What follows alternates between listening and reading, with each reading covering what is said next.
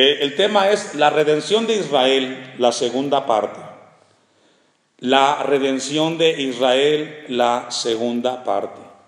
Vamos a dar un breve repaso para poder nosotros contextualizarnos acerca de lo que el capítulo 10 de Zacarías habla. Algo muy importante que en la mañana, mientras tenía un tiempo con el Señor, meditaba como pastor, como hijo de Dios. La manera para conocer a Dios, hermanos, no hay otra, solamente es la Biblia. Así de sencillo. Si queremos conocer la mente de Dios, si queremos conocer lo que piensa Dios, está en la palabra. Y Dios está interesado que la iglesia le conozcamos. Y por eso es tan importante cuando estudiamos, cuando nos congregamos y hemos decidido como iglesia conocer al Dios de la Biblia. Y Dios quiere revelarse a nosotros a través de este libro de Zacarías, capítulo 10, donde nos habla de la redención de Israel. No solamente la redención de Israel, la redención de la iglesia misma. En Romanos capítulo 11, versículo 1, vamos a ir ahí unos textos rápidamente, porque vamos a abordar una pregunta que hemos escuchado muchas veces, comentarios en iglesias, hermanos cristianos: ¿seguirá siendo Israel pueblo de Dios? ¿O ahora la iglesia ocupa el lugar del pueblo de Israel que en su momento Dios dirigió, Dios guardó? La respuesta es no. Sin embargo, muchos cristianos no tienen ese contexto y no tienen la base ni tampoco la certeza de que Cristo, de que Dios mismo sigue teniendo cuidado de su pueblo. Dice Romanos 11:1, digo pues, ¿ha desechado Dios a su pueblo? Pablo pregunta. Y hace una pregunta que les comentaba muchas veces en las iglesias, se comenta en las calles, cristianos: ¿Israel seguirá estando en el ojo de Dios? Y la respuesta es sí. Pablo hace la pregunta: en ninguna manera, porque también yo soy israelita de la descendencia de Abraham, de la tribu de Benjamín. ¿No ha desechado Dios a su pueblo? Es una afirmación a la pregunta que él mismo hace. No ha desechado Dios a su pueblo, el cual desde antes conoció. ¿Y por qué esto, hermanos? Porque Dios es inmutable, Dios no cambia. Lo que Dios establece, lo que Dios dice, eso será, y no hay nada que lo haga cambiar. Por eso es que la salvación no se pierde, se abandona muchas veces por el cristiano que un día la abrazó. Pero Dios no cambia. Él extendió su mano de misericordia y Él no es hombre para que se arrepienta, Él es Dios. Entonces encontramos aquí una revelación: no ha desechado Dios a su pueblo, al cual antes conoció, desde antes conoció. ¿O no sabéis qué dice Elías, la escritura, cómo invocan a Dios contra Israel diciendo, versículo 26 de Romanos 11, y luego todo Israel será ¿qué? Salvo. Texto 26 de Romanos 11. Y luego todo Israel será salvo. Es decir, en este momento, siglo 22, año 2022, tal pareciera que Israel vive lejos de su Creador, tal pareciera que Israel sigue viviendo lejos de la misión que cumplió Cristo hace más de 2000 años, tal pareciera que está un pueblo sin brújula. Pero la Biblia afirma y nos habla con certeza de que Dios salvará a Israel. Como está escrito, vendrá de Sión el libertador que apartará de Jacob la impiedad. Texto 29 de Romanos 11. Porque ¿qué? Irrevocables son los dones. Es decir, lo que Dios da no lo cambia. Él lo hizo y no lo recreará. Recordemos en Génesis cuando Dios promete bendecir a Abraham. Él le dijo Dios a Abraham: en ti van a ser todas las familias benditas, y voy a bendecirte a ti, y a todos los que te bendigan voy a bendecir. Y ahí entramos usted y yo, la iglesia, somos bendecidas porque aceptamos y reconocemos de que Dios sigue siendo el que cuida a Israel como su pueblo escogido. Los dones son irrevocables y el llamamiento de Dios. Esto es muy importante, hermanos, para que tenga usted tranquilidad con Dios y tenga paz. Si Dios le amó, Dios lo amará por siempre. Si Dios lo perdonó para siempre. Solamente lo que Dios nos pide es cuidar nuestra vida, nuestra comunión, no ofender su nombre y no caer en apostasía, porque entonces el hombre sí puede abandonar la fe que un día abrazó. Un texto más, Isaías 59, 20 y 21. Isaías capítulo 59, versículo 20 y 21. Y vendrá el Redentor a Sión, y a los que se volvieren de la iniquidad de Jacob, dice Jehová. Y este será mi pacto con ellos, dijo Jehová. El espíritu mío que está sobre ti y mis palabras que puse en tu boca no faltarán de tu boca, ni de la boca de tus hijos, ni de la boca de los hijos de tus hijos, dijo Jehová, desde ahora, ¿y qué? Para siempre. Hay un mensaje para Israel, y este permanecerá y culminará cuando venga Cristo por segunda vez y dé libertad a Israel. En ese momento, en la guerra del Armagedón, ahí el Mesías, que vendrá como el león de la tribu de Judá, traerá y rescatará a la nación de Israel. Esto es muy importante, hermanos. Algo muy importante que Dios quiere que revisemos. Y con esa breve introducción vamos a ir a Zacarías capítulo 10. Zacarías capítulo 10. Y es lo que encontramos en Zacarías 10, es el mensaje de la redención de Israel, el rescate de Israel. Es lo que habla Zacarías. Hace 15 días que estuvimos aquí, abordamos el versículo 4, porque era muy importante revisar esa parte que nos habla del Redentor. Vamos a verlo rápidamente. Dice el texto 4 de Zacarías 10, de él saldrá la piedra angular, de él la clavija, de él el arco de guerra, de él también todo apremiador. Y aquí hace referencia ¿a quién? Al Mesías. La piedra angular, la base de la cristiandad, la base de la redención, ¿quién es? Cristo. La clavija, hablábamos hace 15 días, es ese metal que se coloca para sostener las carpas, pero aquí habla del que sostiene el principal, el del centro, ese hierro que se coloca, esa es la clavija, y esto nos habla que sostiene Cristo tanto al pueblo de Dios, Israel, como a la misma iglesia. Del arco de guerra, habla aquí del Mesías como león de la tribu de Judá, el cual viene a rescatar a su pueblo, y eso es muy importante. Todo el versículo 4 está hablando acerca del Mesías. Vamos a ir al texto 1 de Zacarías para comenzar esta parte de la palabra del Señor. Pedid a Jehová lluvia en la estación tardía. Jehová hará relámpagos y os dará lluvia abundante, y hierba verde en el campo a cada uno. Y aquí encontramos que el versículo 1 nos describe que Dios enviaría lluvias torrenciales, lluvias. Y la palabra aquí nos habla de algo muy especial, lluvia abundante, dice el texto 1, nos habla de una lluvia productiva. Si nos damos cuenta, la lluvia es totalmente necesaria para que lo seco reverdezca, para que la siembra crezca y nazca. La lluvia es vital. Y dice el texto 1, pedid a Jehová que lluvia en la estación tardía. Nos habla que el que enviará esta lluvia hacia Israel será Dios. Ahora, no una lluvia de tormenta que destruya, porque también hay lluvia que destruye, trae caos, trae destrucción. Esta lluvia dice que es abundante, y eso es Dios.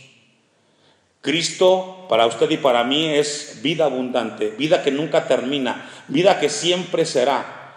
Y dice que os dará lluvia abundante y hierba verde en el campo a cada uno. Ahora recordemos que Israel está ubicado en un desierto. Donde Israel está no hay vida. Para que haya vida ahí tiene que haber y tuvo que haber agua. Y aquí habla del tema espiritual, habla del agua espiritual que Dios dará a Israel. Versículo 2, porque los terafines o los pastores o los líderes espirituales, es la palabra que podemos traducir terafines, porque los terafines han dado vanos oráculos. Oráculos son profecías falsas. Y los adivinos han visto mentira, han hablado sueños vanos, y vano es su consuelo, por lo cual el pueblo vaga como ovejas y sufre porque no tienen, ¿qué, hermanos?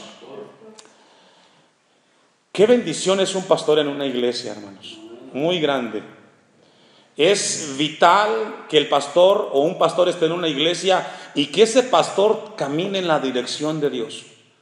Porque donde hay un pastor y no hay dirección de Dios, hermanos, lo que se predica son palabras de hombre que alejan a la gente de Dios, y la gente de ese lugar andan como ovejas sin pastor.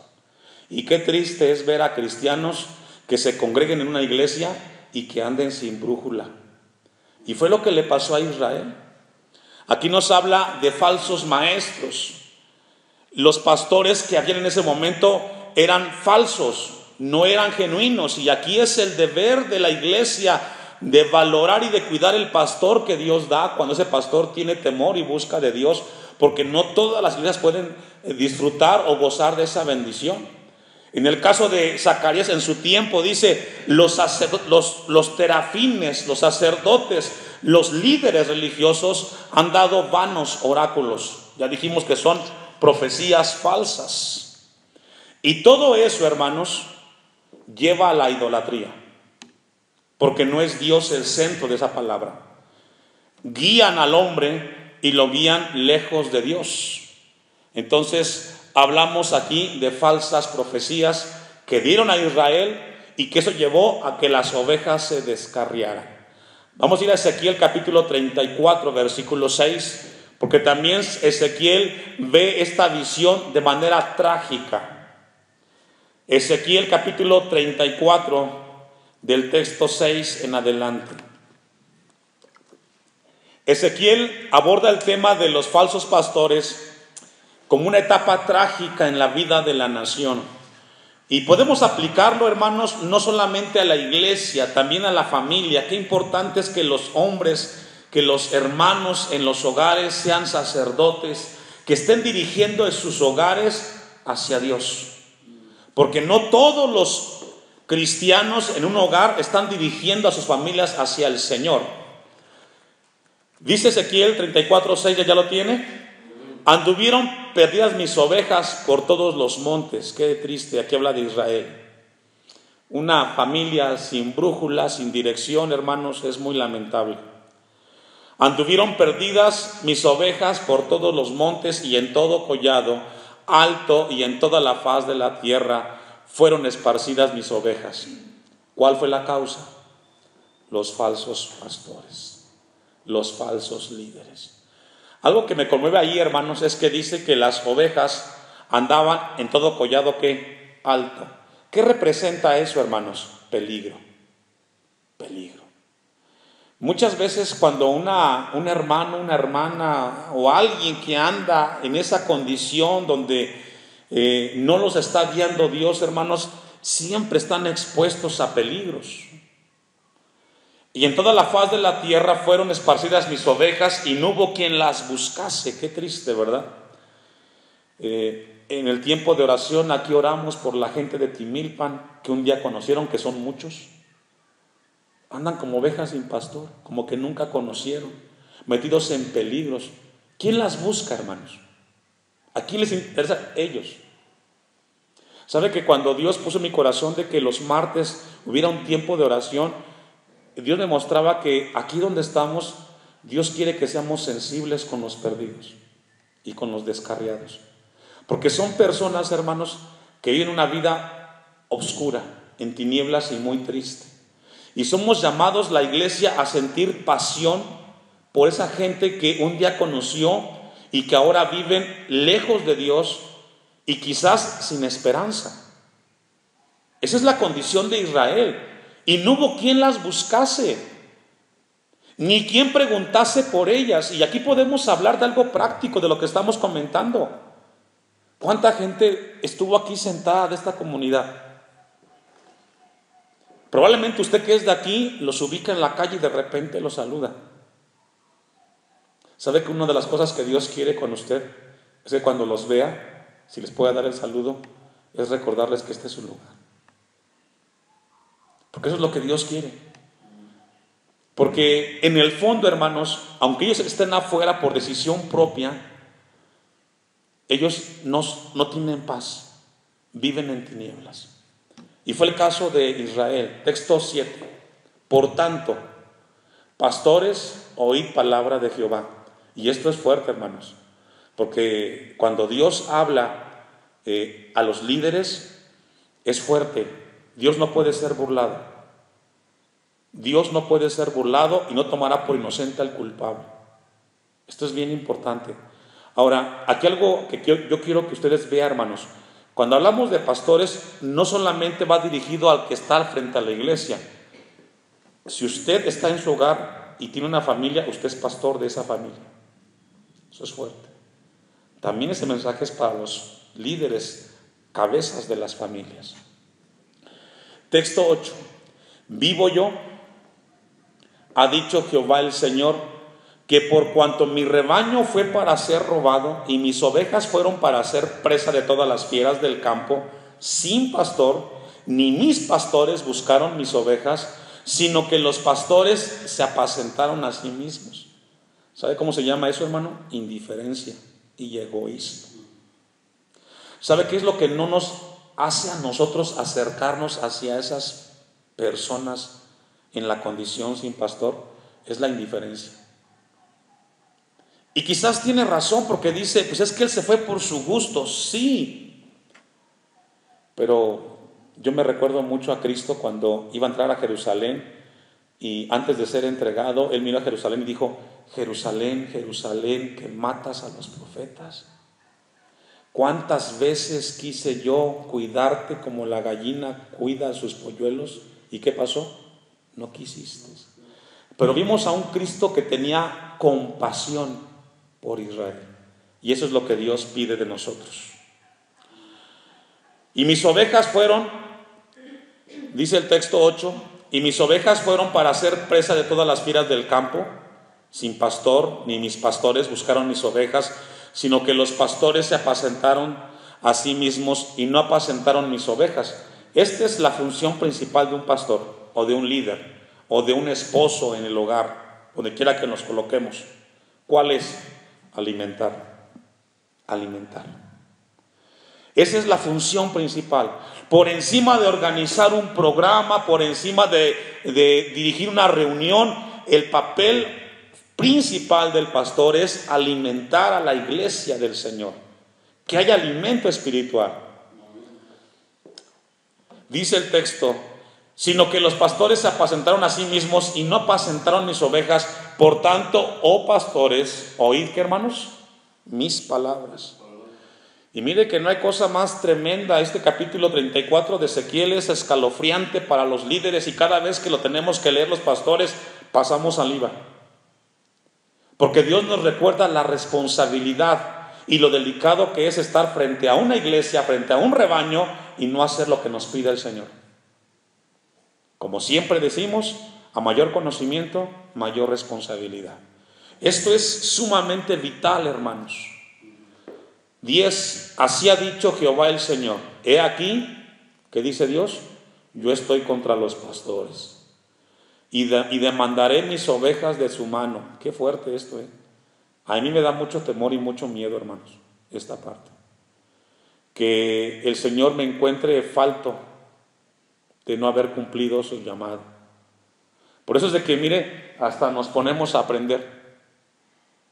Porque tiene que ver con alimentar, que en la iglesia haya siempre alimento y alabanza al Señor. Y les haré dejar de apacentar las ovejas, ni los pastores se apacentarán más a sí mismos, pues yo libraré mis ovejas de sus bocas y no las serán más por comida. Porque así ha dicho Jehová el Señor, he aquí yo mismo iré a buscar mis ovejas y las reconoceré. No sé cuántos de ustedes les ha tocado como padres o como madres la experiencia de repente que usted manda a su hijo a que haga algo y le dice, un ejemplo, ¿no? Vete a regar la milpa, allá hay que abrirle, allá está tapado, hay que abrirle con una pala para que comience a regar la milpa. y usted le dice cómo hacer las cosas a su hijo, y después de una hora se da cuenta que no hizo lo que usted le dijo, omitió algo, no lo hizo bien, y de repente va usted y dice: déjame hacerlo yo, te voy a enseñar cómo se hacen las cosas. ¿Sí le tocó a usted hacer eso? ¿O verlo? Eso es lo que está diciendo aquí Dios. Ustedes no saben pastorear. Yo les voy a enseñar a pastorear. Yo voy a enseñarles cómo se debe de pastorear, cómo se debe de alimentar a un pueblo. Por eso el texto dice, el texto 11, he aquí yo mismo iré. Y cuando un padre le dice eso a un hijo, hermanos, ¿cómo se siente el hijo? Que aunque el hijo lo hizo con una buena intención, pero cuando el padre le dice: quítate, hazte a un lado, yo lo voy a hacer porque tú no lo sabes hacer, seguramente el hijo se siente mal. Y sabe que esto es fuerte, hermanos. Que Dios venga con ese juicio y te diga: sabes qué, hazte a un lado, tú no eres capaz de cuidar a tu familia, no eres capaz de guiar la iglesia, no eres capaz de guiar tu vida, yo lo haré. Eso es fuerte. ¿Sabe qué, hermano? Porque lo único que Dios pide de nosotros es que hagamos lo mínimo. Y lo mínimo es hacer su palabra. Jesús dijo en un momento: son siervos inútiles cuando solamente hacen lo que les pido que haga. Pero en este caso, ni a siervos inútiles llegaron los israelitas, porque ni siquiera lo que le pidió Dios a su pueblo, que dirigiera a los pastores, no lo estaban haciendo. Y podemos aplicarlo a la familia. ¿Qué le pide Dios a un padre de familia cristiano, hermanos? Que cumpla con su función. No solamente contraer el gasto, sino que como sacerdote sea el que alimente espiritualmente a la familia, que sea él el que se siente en la mesa, que abra la palabra, que predique a los hijos con el ejemplo y que les enseñe la palabra. Eso es lo mínimo. Y no lo hacemos. Yo mismo iré a buscar mis ovejas y las reconoceré. Texto 12. Como reconoce su rebaño el pastor el día que está en medio de sus ovejas esparcidas, así reconoceré mis ovejas y las libraré de todos los lugares en que fueron esparcidas el día del nublado y de la oscuridad. Y yo, dice Dios, y yo las sacaré de los pueblos y las juntaré de las tierras, las traeré a su propia tierra y las apacentaré en los montes de Israel, por las riberas y en todos los lugares habitados del país. Qué profunda palabra, hermanos. Esto es muy fuerte para un líder. Que Dios te diga: hazte un lado. Te he dado mi confianza, te di mi apoyo, todo lo que pedías te lo di. No fuiste capaz de hacer las cosas. Y esto es fuerte. Cuando yo leo este pasaje me estremece como pastor, porque me hago la pregunta: ¿estaré haciendo lo que Dios me pide que haga? Y procuro hacerlo con cuidado y con temor. 23, Ezequiel 34, 23. Y levantaré sobre ellas un pastor, y él las apacentará, a mi siervo David, él las apacentará, y él será por pastor. ¿De quién estará hablando aquí, hermanos? De Cristo, efectivamente, del Mesías. Pero lo profundo, hermanos, es de que Dios siempre nos da la oportunidad para hacer las cosas. Por eso aquí entra mucho la palabra del apóstol Pablo a Timoteo en la segunda carta: la gracia del Señor sea con vosotros. Solamente la gracia es la que nos ayuda, la gracia de Dios es la que nos ayuda a hacer las cosas bien. Y de ahí en fuera nos equivocamos mucho nosotros. Y él les apacentará, a mi siervo David, él les apacentará y él será por pastor. Yo Jehová les seré por Dios, y mi siervo David príncipe en medio de ellos. Yo Jehová he hablado. Y estableceré por ellos pacto de paz, y quitaré de la tierra de las fieras, y habitarán en el desierto con seguridad, y dormirán en los bosques. Y daré bendición a ellas y a los alrededores de mi collado, y haré descender la lluvia en su tiempo, lluvias de bendición serán. No había pastor en el tiempo de Ezequiel cuando da esta profecía, pero luego viene el Dios y pide cuentas, hermano. Si esta tarde podemos llevarnos entre muchas cosas al corazón, a nuestras casas, es de que un día vamos a entregar cuentas de todo lo que hacemos. Dios quiera que sean cuentas buenas las que entreguemos al Señor, que sean cuentas las cuales nosotros rindamos a Dios y que no nos avergoncemos de ellas. Lo que ocurrió con Israel en el pasado, en ese tema del ocultismo, fue muy grave.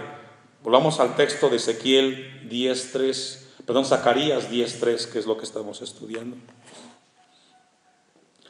Zacarías 10:3: contra los pastores se ha encendido mi enojo y castigaré a los jefes, pero Jehová de los ejércitos visitará su rebaño, la casa de Judá, y los pondrá como su caballo de honor en la guerra. Siempre que hay un líder falso dirigiendo a la nación, la lleva a pecar, la lleva a la idolatría y lejos del Señor. E Israel participó de ella. Ahora, no solamente habla en el tiempo de Zacarías, sino que algo aterrador que encontramos en Daniel capítulo 9, versículo 27, vamos a ir ahí, ya vamos a ir concluyendo esta parte, no vamos a terminar, pero vamos a abordar lo que Daniel dice. Daniel 9:27 nos habla acerca de cuál será la condición de Israel en ese tiempo de gran tribulación. Y sabe que esto es estremecedor que pasa con Israel, porque pasa con ellos y pasa con todos. En el tiempo de Zacarías, Dios le habló a Israel y le dijo que se levantaron falsos profetas, líderes, que profetizaron cosas falsas y llevaban al pueblo a pecar.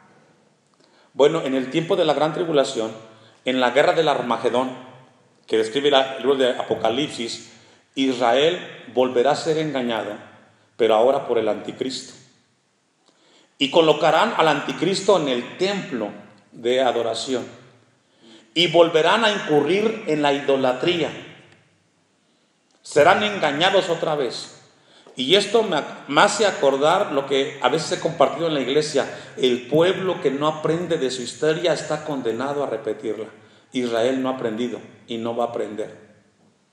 Dice Daniel 9:27: y por otra semana confirmará el pacto con muchos, a la mitad de la semana hará cesar el sacrificio y la ofrenda, después con la muchedumbre de las abominaciones vendrá el desolador, hasta que venga la consumación, y lo que está determinado se derrame sobre el desolador. Y aquí habla del anticristo. ¿Quién llevará el anticristo a Jerusalén? Los israelitas. ¿Quién va a rendir la idolatría? Los israelitas. Y cuando Él esté sentado en ese trono, Él pedirá adoración para sí mismo.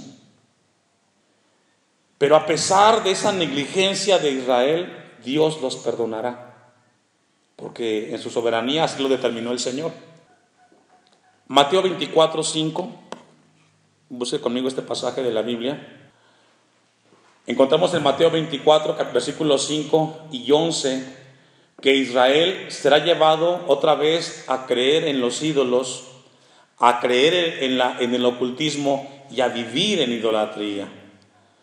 Aquí Mateo 24 nos habla Jesús de los últimos tiempos, de la venida del Señor, de Él mismo. Porque vendrán muchos en mi nombre diciendo: yo soy el Cristo. ¿Y qué va a suceder? Y a muchos se engañarán.